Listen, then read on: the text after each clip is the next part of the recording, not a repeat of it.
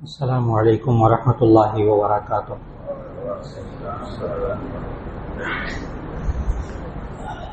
نحمده ونصلي على رسوله الكريم، اما بعد فاعوذ باللہ من الشیطان الرجیم، بسم اللہ الرحمن الرحیم۔ وَلِكُلِّ أُمَّةٍ جَعَلْنَا مَنسَكًا لِيَذْكُرُوا اسْمَ اللَّهِ عَلَى مَا رَزَقَهُم مِّن بَهِيمَةِ الْأَنْعَامِ۔ صدق اللہ العظیم۔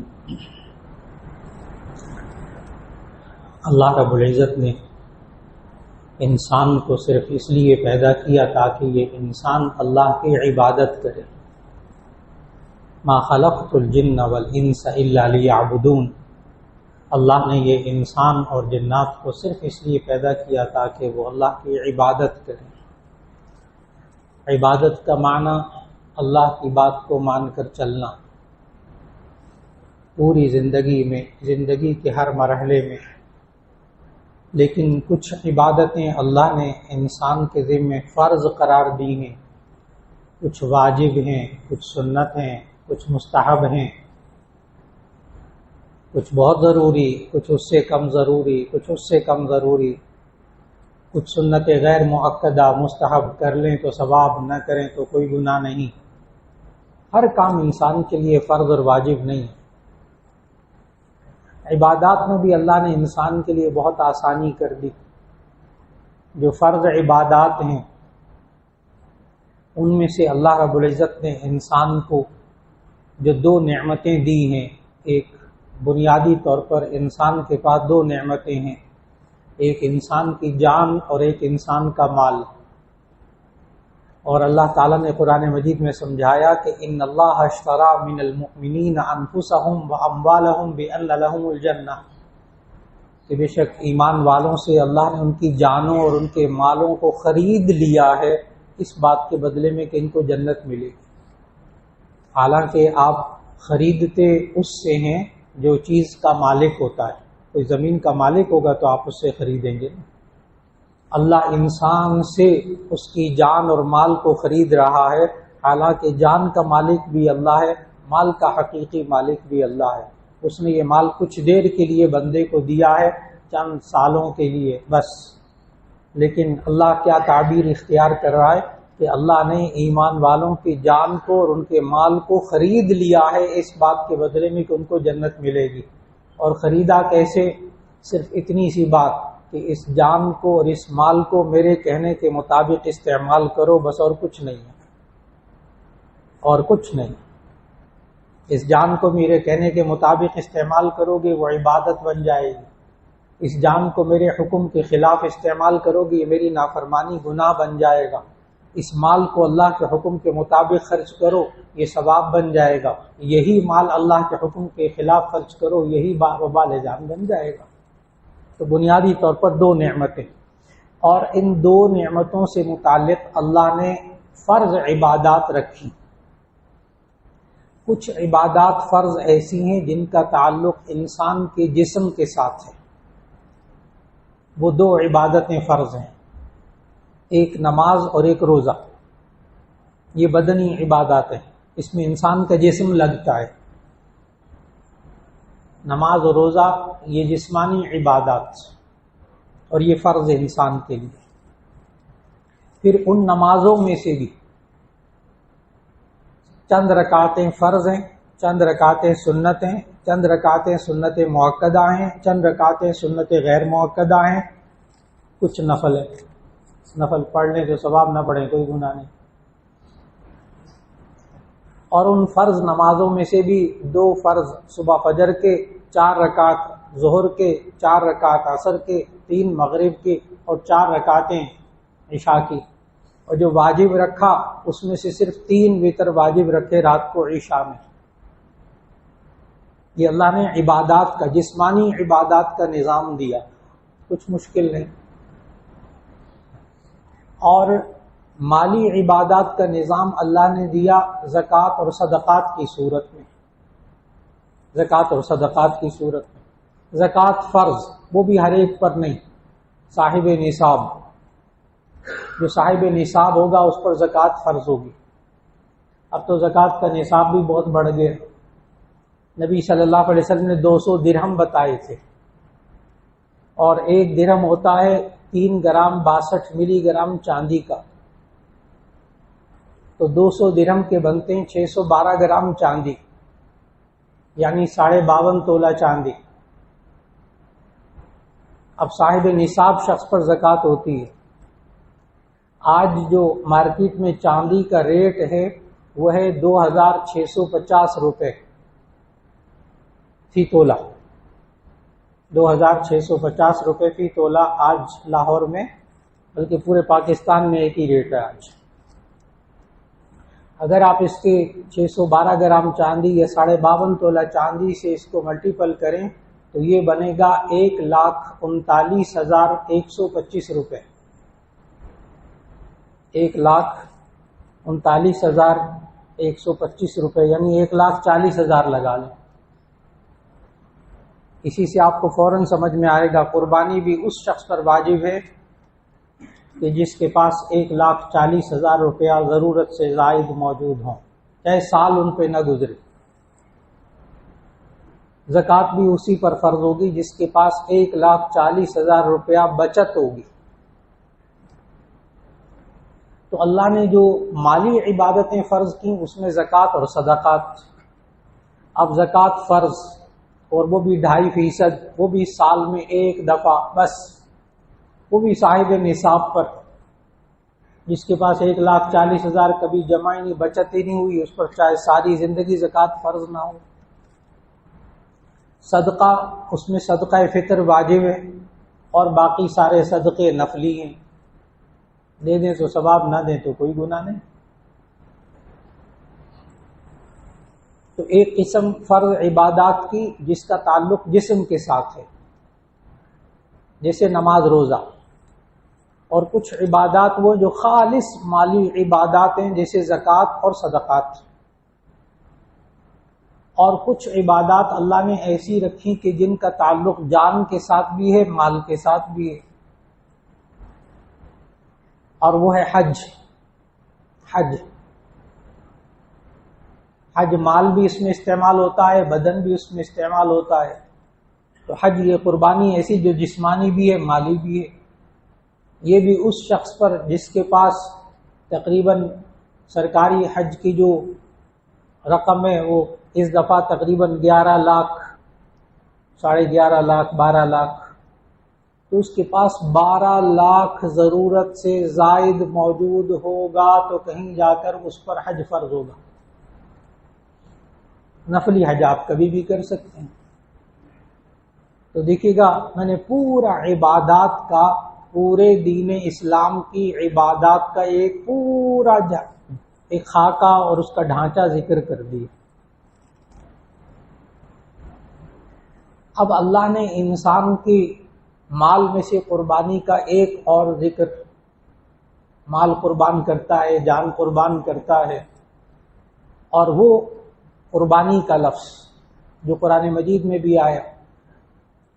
قرآن مجید کے اندر قربانی کے لیے 3 لفظ آئے ہیں۔ پورے قرآن مجید کا آپ مطالعہ فرمائیے تو آپ کو قربانی کے لیے 3 لفظ ملیں گے۔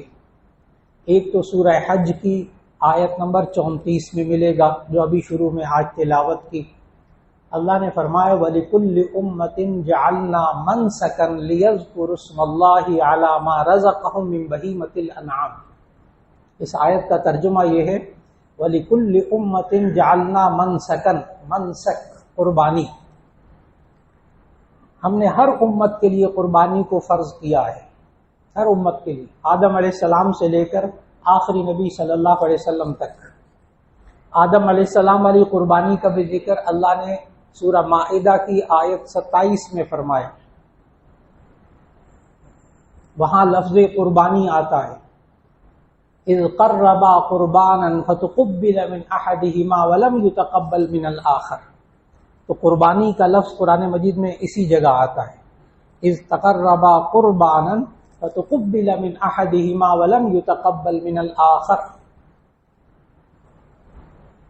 کہ حضرت آدم علیہ السلام کے 2 بیٹے، ایک حابیل اور قابیل، اور دونوں نے قربانی دی، جس کی قربانی قبول ہو جاتی وہ جیت جاتا وہ صحیح ہوتا، جس کی قربانی قبول نہ ہوتی وہ غلط ہوتا۔ اور قرآن مجید نے ہمیں بتایا کہ ان کی قربانی کیسے قبول ہوتی تھی۔ جب وہ میں بتاؤں گا تو آپ شکر کریں گے کہ امت محمدیہ کے لیے ایسا نہیں ہوا۔ تأکلہ النار، قرآن کے الفاظ، تأکلہ النار، قربانی کر کے جانور ڈال دیتے تھے، اس کو آگ کھا لیتی تھی، آسمانی آگ آتی تھی اس کو کھا لیتی تھی۔ قرآن حکیم۔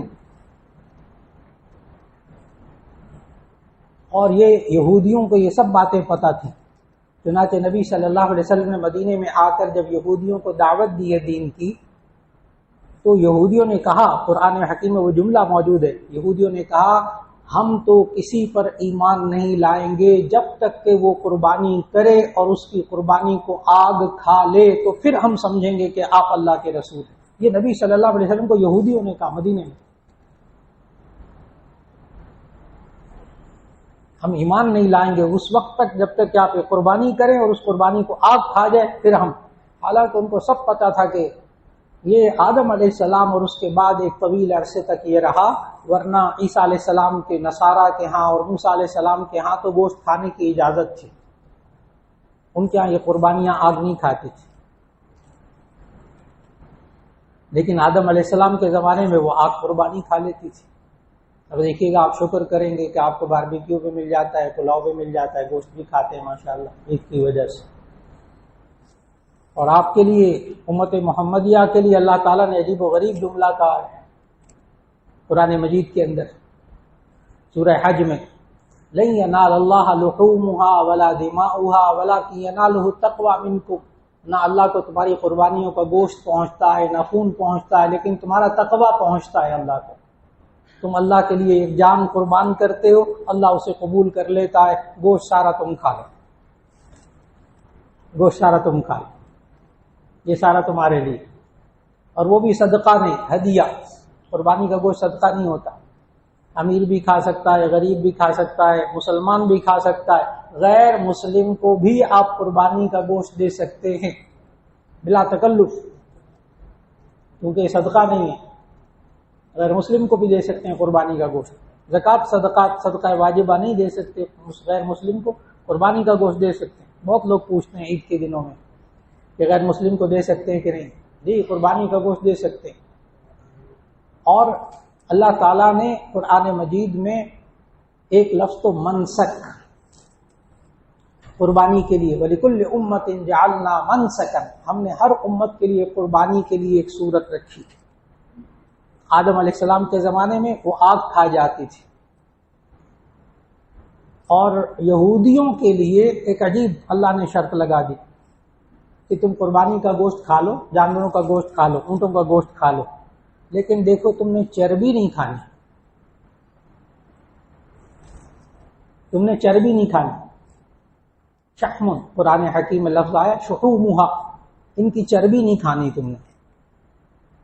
اور یہودیوں کے لیے جانوروں کی چربی بھی حرام، اس کو کھانا بھی حرام، اس کو بیچنا بھی حرام۔ یہ موسیٰ علیہ السلام کی قوم کے لیے تھا۔ بخاری شریف کی حدیث ہے، نبی صلی اللہ علیہ وسلم نے فرمایا یہودیوں کا نا مزاج تھا کہ اللہ کے احکام کو بدل کر تروڑ مروڑ کر اس میں سے اپنے مطلب کی بات نکال لینا، یہ یہودیوں کا طریقہ کار تھا۔ مسلمانوں کا اللہ نے قرآن میں سمجھایا نہ کرو، نہ کرو، اللہ کے جیسا کہا نا ویسے کرو، اللہ کے ساتھ گیم نہ کھیلو، اللہ کے ساتھ گیم نہ کھیلو۔ وہ اللہ کے ساتھ گیم کھیلتے تھے، کیسے؟ اللہ نے منع کیا، دیکھو تم نے ہفتے کے دن مچھلی کا شکار نہیں کرنا، یوم السبت، ہفتے کے دن مچھلی کا شکار نہیں کرنا۔ انہوں نے کہا بالکل ٹھیک تھی۔ اور اللہ ہے نا خالق ہے، پانی کا بھی خالق ہے، مچھلیوں کا بھی خالق ہے۔ مفسرین لکھتے ہیں روایات کی روشنی میں کہ ہفتے ہی کوئی مچھلیاں زیادہ اوپر آتی تھی، مچھلیوں کے شکار سے اللہ نے منع کیا، اور پھر نظام بھی اللہ نے کیا بنایا کہ مچھلیاں ہفتے ہی کو زیادہ اوپر آتی تھی۔ چنانچہ انہوں نے مزاج تھا نا، اس لیے بتا رہا ہوں، ابھی بات آخر تک پہنچنے والا ہوں، اس بات تک کہ ہم قربانیوں کے بارے میں بھی اللہ سے بس اوقات گیم کرنا شروع کر دیتے ہیں۔ ہمارا معاشرہ اس تک بات کو سمجھنا ہے کہ یہ گیم کرنا، اللہ کے ساتھ کھیل کھیلنا، اللہ کو دھوکہ دینا اور اپنی طرف سے سوچ بچار کر کے قربانی سے بچنا اور دوسرے کام کرنا یہ یہودی کرتے رہے، اللہ نے ناپسند کیا ہے۔ اللہ چاہتا ہے جو میں حکم دوں اسے پورا کرے۔ انہوں نے کیا کیا کہ جناب ہفتے والے دن ایک بڑا سارا گڑھا کھودا تالاب اور درمیان میں موقع کھولا، بڑا سارا سوراخ دریا میں اور اس تالاب میں۔ ہفتے والے دن وہ موقع کو کھول دیتے، جب مچھلیاں اوپر آتی وہ دھڑا دھڑ مچھلیاں ساری تالاب کے اندر، موقع کو بند کر دیتے، اور اتوار والے دن پیر والے دن وہ مچھلیاں پکڑ لیتے۔ ظاہر تالاب میں سے مچھلیاں کہاں جاتی ہیں؟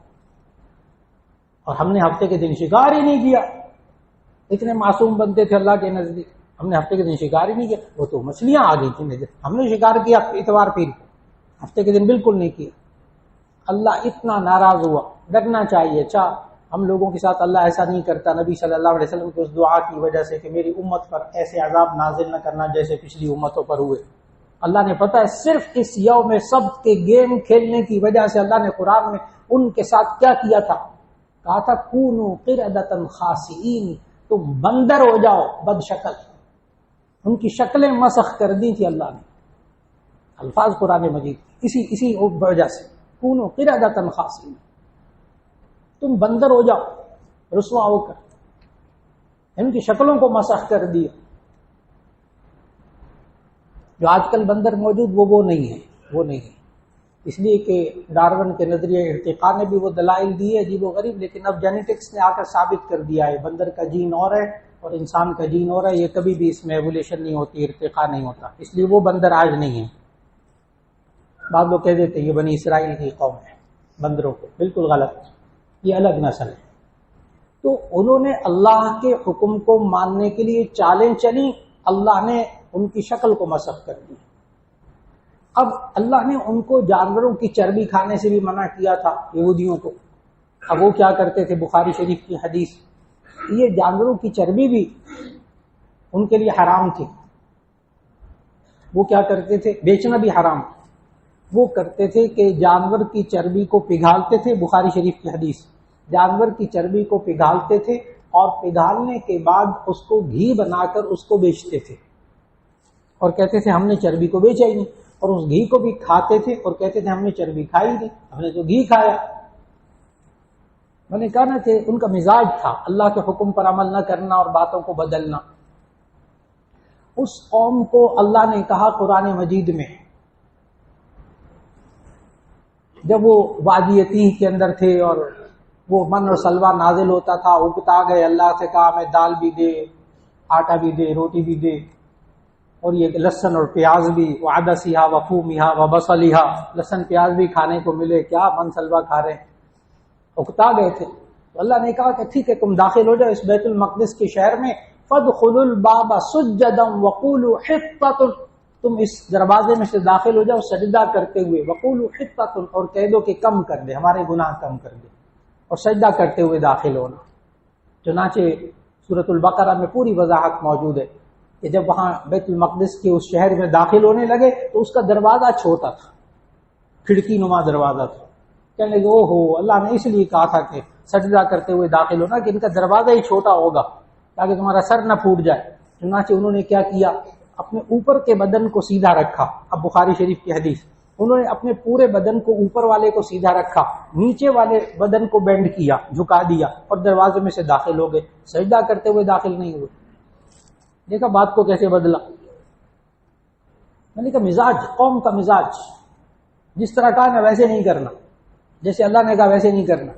اور اللہ نے کہا تھا جب داخل ہو نا دروازے میں تو کہنا حطۃ حطۃ، کم کر دے، گناہ ہمارے کم کر دے، ہماری غلطیاں معاف کر دے۔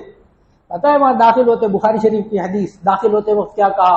ایک حرف کا اضافہ کر کے حطۃ کے بجائے کہنے لگے حنطۃ حنطۃ حنطۃ، گندم، حنطہ گندم کو کہتے، گندم، روٹی، روٹی، آٹا، یہ کہتے ہوئے داخل ہوئے۔ پھر اللہ کی بات کو بدلا، فبدل الذین ظلموا قولا غیر الذی قیل لهم، اس قوم نے بدل دیا اس بات کو جو ان کو کہی گئی تھی۔ آج اللہ نے انسان کو قربانی کا حکم دیا، حضرت ابراہیم علیہ السلام کو حکم دیا جاؤ بیٹے کو قربان کر دو، انہوں نے تو کوئی تعویل نہیں کی کہ اللہ کا کیسا حکم آ گیا ہے۔ 100 سال سے زیادہ عمر تھی اس وقت، حضرت ابراہیم علیہ السلام 90 سال کی عمر میں تو اسماعیل پیدا ہوئے. ابراہیم علیہ السلام کے رب حب لی من الصالحین دعائیں مانگ مانگ کے 90 سال کی عمر میں پہلا بیٹا. فلما بلغ معه السعي قال يا بني اني ارى في المنام اني اذبحك فانظر ماذا ترى. مجھے خواب میں حکم ہوا میں تجھے ذبح کر رہا ہوں، اب تو بتا. اس وقت 100 سال سے زیادہ ابراہیم علیہ السلام کی عمر، اور بیٹے کو ذبح کرنے کے لے کے جا رہے ہیں، اور بیٹا بھی دیکھے وہ بھی ہونے والا نبی. اور اسماعیل علیہ السلام پھر ذبح کرنے کے لے کر گئے، اور کس طرح وہ فدیناہ بذبح عظیم فلما اسلما وتلہ للجبین، جب دونوں نے بات کو مان لیا، وتلہ للجبین، اور جبین پیشانی کے بل لٹا لیا، نادیناہ ان یا ابراہیم قد صدقت الرؤیا انا کذالک نجزی المحسنین. اے ابراہیم تو نے اپنے خواب کو، ہمارے حکم کو سچ کر دکھایا، اور ہم نے اس کی جگہ فدیہ فدیناہ، ہم نے اس کی جگہ دمبا فدیے کے طور پر دیا، وہ ذبح ہوا. اللہ نے تو اسماعیل علیہ السلام کو باقی رکھنا تھا. اور اگر آپ تھوڑا سا ذہن دوڑائیں تاریخ کا، تو اللہ نے باقی کیوں رکھنا تھا نبی صلی اللہ علیہ وسلم کہ شجرہ نسب کو غور سے ذہن میں رکھیے گا کہ اسماعیل علیہ السلام کو باقی کیوں رکھنا تھا. اس لیے کہ اسماعیل کی نسل میں سے آخری نبی حضرت محمد رسول اللہ صلی اللہ علیہ وسلم پیدا ہوئے تھے. اللہ کی بات کو مان کر چلنے والے، ان کی پھر اولاد میں اللہ نے انبیاء کو پیدا کیا، آخری نبی صلی اللہ علیہ وسلم کو پیدا کیا. اور یہ قربانیاں، ان کا فلسفہ ذہن میں رکھیے گا، فلسفہ ذہن میں رکھیے گا. ایک لفظ قرآن میں آیا نسک، منسک، ایک آیا قربان، اور ایک سورۃ الکوثر میں آپ پڑھتے ہیں قربانی کے لیے تیسرا لفظ انا اعطیناک الکوثر فصل لربک وانحر ان شانئک هو الابتر. فصل لربک وانحر، آپ نماز پڑھیے اور قربانی کیجیے. نحر کہتے ہیں اونٹ کو ذبح کرنے کا طریقہ، کہ کھڑا کر کے اس کی گردن جو سینے کے قریب حصہ ہوتا ہے وہاں برچھا مارتے ہیں، کھڑے کھڑے اس کو ذبح کرتے ہیں، اس کو نحر کہتے ہیں. تو یہ 3 لفظ قرآن مجید میں آئے. اور اللہ نے قربانی صرف اس شخص پر فرض کی جو صاحب نصاب ہو. اور پھر یہ سوچنا بنی اسرائیل کی طرح کہ قربانی اتنی زیادہ، گوشت اتنا زیادہ، اس کے بجائے کسی بیوہ کی مدد کر دی جائے، کسی بے روزگار کی مدد کی جائے، غربت کا خاتمہ کیا جائے، یہ ساری باتیں بہت اچھی، لیکن اللہ کے حکم سے بھٹکانے والا شیطان ہے جو وہ حکم پورا نہیں کرنے دیتا اور سامنے نیک کام لے آتا ہے. بلا شبہ وہ نیک کام، بلا شبہ یتیم کی مدد کرنا نیک کام، بلا شبہ غربت کو ختم کرنا نیک کام، بیوہ کی مدد کرنا نیک کام، بلا شبہ بے روزگار کی مدد کرنا نیک کام. لیکن قربانی اپنی جگہ، اس کے لیے نہ کریں 60-70 ہزار 90 ہزار کا بکرا، اب گائے میں حصہ ڈال دیں، باقی کے ساتھ مدد کریں. لیکن جو قربانی واجب ہے وہ ادا کی جائے، جو اللہ کا حکم ہے اس کو اسی طرح پورا کرنے کا مزاج بنایا جائے، تو اللہ رب العزت پھر برکت بھی عطا فرمائیں گے زندگی میں اور خیر بھی عطا فرمائیں گے. اللہ رب العزت جس پر قربانی واجب ہو اللہ اس کو قربانی کرنے کی توفیق عطا فرما دے. وآخر دعوانا ان الحمد للہ رب العالمین.